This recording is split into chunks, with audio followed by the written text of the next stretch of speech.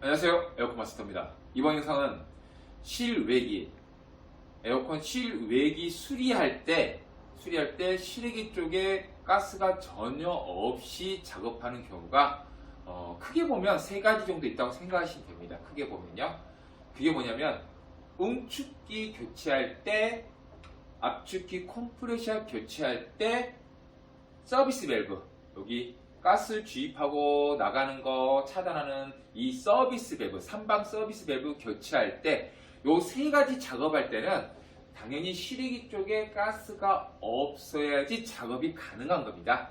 그러면 둘 중에 하나겠죠. 가스를 없애는 방식은 흡수식을, 이게 냉매 회수기를 사용해서 가스를 회수해서 작업하는 거나, 아니면 그 여건이 안 돼서 방출해서 작업을 하시겠지만, 이게 어쨌든 실외기 쪽 모든 관로, 그러니까 이쪽에 가스가 없는 상태에서 수리를 해야 되는데, 지금 이 없는 상태에서 수리를 해야 된다는 이게 요점이 아니고요.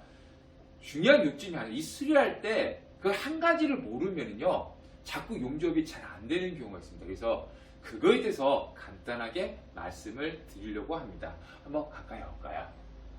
실외기만 전체 그래서 전체 너무 가까이 말고 전체 보이게 해주고, 그냥 하나로 통일하겠습니다. 하나로 통일하겠습니다. 왜냐면 응축기라든가 압축기라든가 서비스 밸브를 교체할 때 이 부속이 틀리고 할 뿐이지 용접하는 건 같아요. 용접하는 건 같은데, 제가 말하는 게 그 용접을 중점이 아니기 때문에 그냥 하나로 통일할게요. 그냥 우리가 압축기 이 컴프레셔 교체한다고 생각 한번 해볼게요. 압축기. 그러면 현재 가스가 우리가 실외기 이 압축기든지 얘든지 아니면은 응축기도 마찬가지겠지만 이런 걸 수리할 때는 둘 중에 하나입니다. 둘 중에 하나가 뭐냐면, 현재 둘 중에 하나가 뭐냐면 지금 설치되어 있는 실이 그 상태 그대로 수리하는 거냐, 아니면 철거를 해서 수리하냐.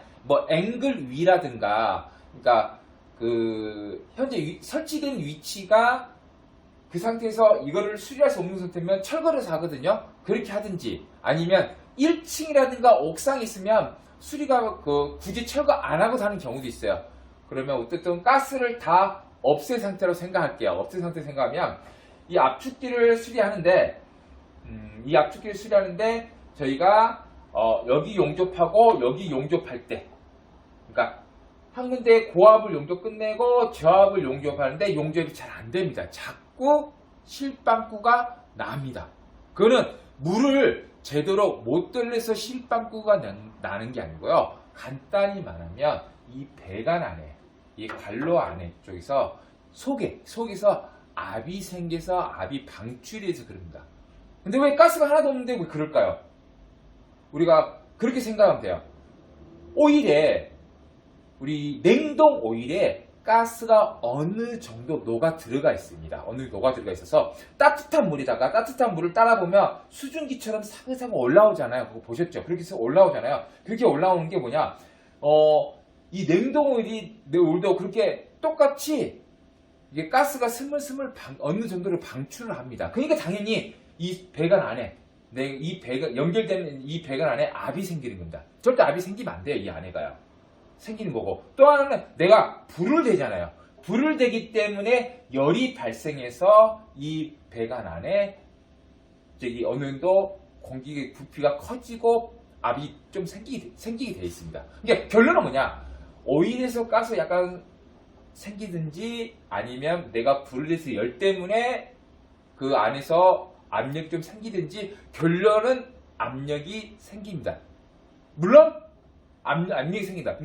그러니까 그 압력이 생긴 상태에서 용접을 하게 되면요, 내가 아무리 가열을 잘하고 용접물을 잘 돌려도 굳는 순간 하고 나옵니다.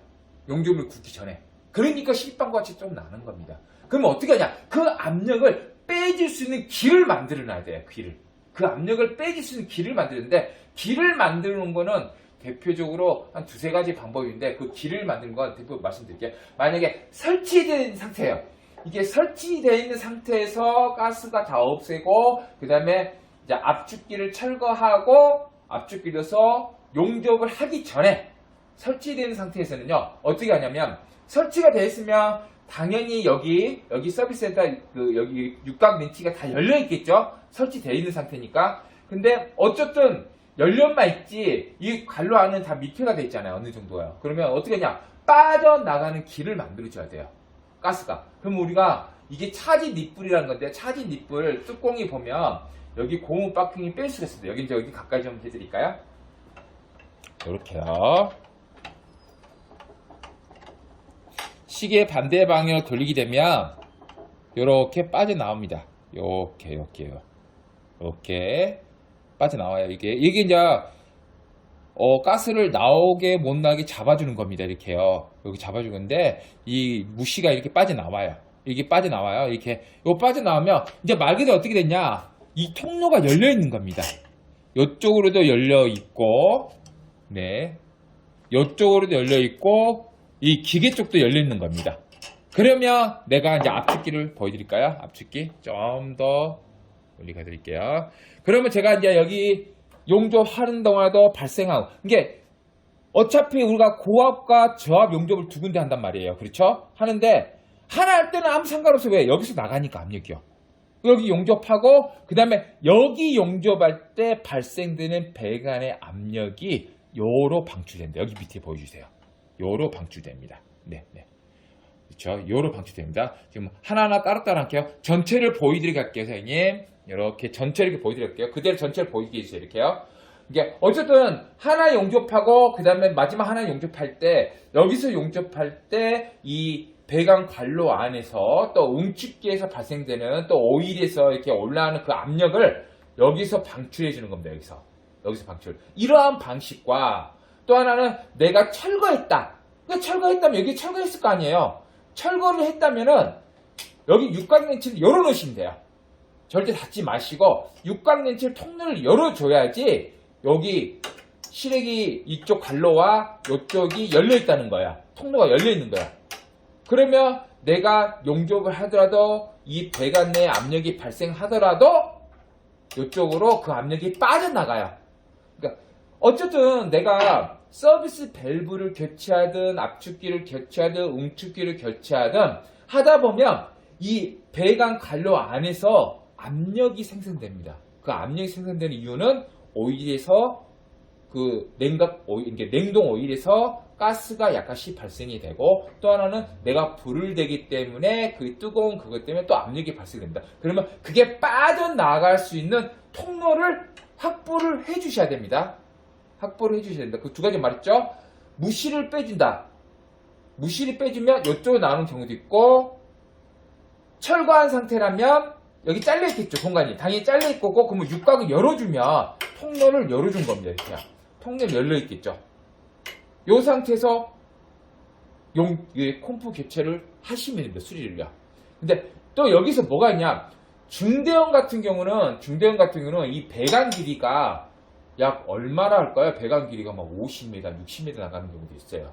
그러면 가스량이 너무나 많아요. 물론 회수기로 다 회수하면 되지만 회수기로 회수하기 어려울 경우는 어떻게 하냐면요. 어려울 경우는 여기 서비스 밸브를 잠굽니다. 이게 역 펌프 다운을 살짝 하면 돼요. 역 펌프 다운. 그래서 잠근 다음에 배관에다가 가스를 채워놓은 다음에요. 일부 가스가 실액이 남아있거든요. 그때는 저희가 어떻게 하냐면 이거는 가족용은 전혀 상관없어요. 중대형 굉장히 큰 걸 말할게요. 최소 50평 이상이고 80평. 그 이상 80평 정도 말, 그 정도, 이게 50평에서 80평 사이를 말하는 건데, 그때는 어떻게 하냐, 여기 있는 가스를 방출할 때, 우리는 그 드릴로, 이 저압 라인 제가, 차지 닛불 달기 좋은 위치에다가 드릴로 구멍 뚫습니다. 구멍 뚫으면 여기 실액이 남아있던 여분의 가스가 방출이 됩니다. 그런 다음에, 이 차지 닛불 하나를 이렇게 용접을 합니다. 용접을 해놓습니다. 이렇게 용접해놓습니다. 여기다 이렇게 용접을 해놓은 이유가 뭐냐면요. 나중에 실외기 쪽 진공을 잡아야 되잖아요. 실외기 쪽 진공을 잡고 그 다음에 약간의 가스도 넣어주고 그 다음에 열어주고. 왜냐면 지금 현재 상태에서는 육각으로 잠기기 때문에 이쪽으로 진공을 못 잡아요. 그러면 이쪽이 진공을 잡아야 되기 때문에 차지 니플 하나 달아주는 거고, 또 하나는 뭐냐면 이 실외기 배관 관로 내부에 생기는 압력을 빼주는 역할을 하는 겁니다. 얘가 빼주는 역할.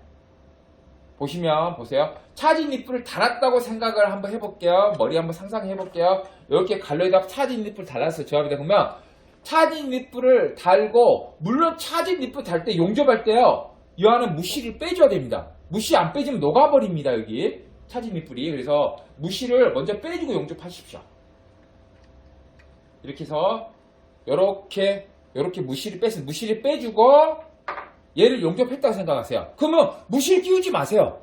얘를 달아놨어요. 그 다음에 콤프 빼고 교체할 콤프 넣고 용접하고 얘 용접하면 됩니다. 왜?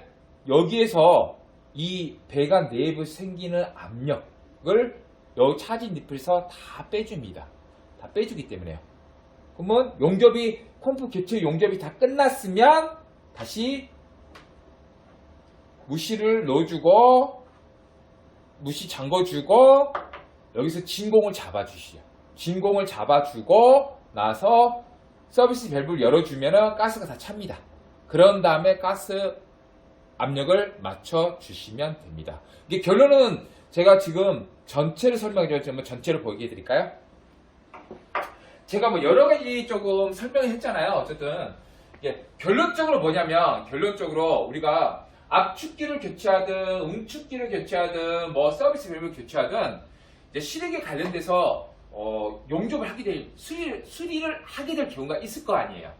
그러면 그 수리를 할 때 분명히 말씀드리지만 실외기 쪽은요, 배관 내부에 압력이 생깁니다. 잔연가스가 좀 더 나오고, 그 잔연가스가 분명히 다 날는데도 나와요. 무조건 어디서? 오일에서 나와요. 냉동 오일에서 스물스물 나오고, 또 하나는 내가 불을 대기 때문에 압력이 생깁니다. 그러면 어쨌든 실외기 배관 관로에 절대 압력이 생기면 안 돼요. 용접할 때요. 그러면 그 압력이 나갈 수 있는 통로를 그 상황별로 맞춰서 만들어줘야 됩니다. 가족용을 하든 철거해서 하든, 철거하지 않을 때 이런 방식, 그 다음에 중대형 예를 든 배관이 너무 길어서 가스가 다 못 뺄 때, 이런 상황에 맞춰서 한 가지 요점은 꼭 가지고 가십시오. 실외기 내부 압력이 발생되는 나갈 수 있는 길을 만들고 나서 수리 작업을 들어가셔야 된다는 생각을 꼭 하셔야 됩니다. 이번 영상은 마치겠습니다.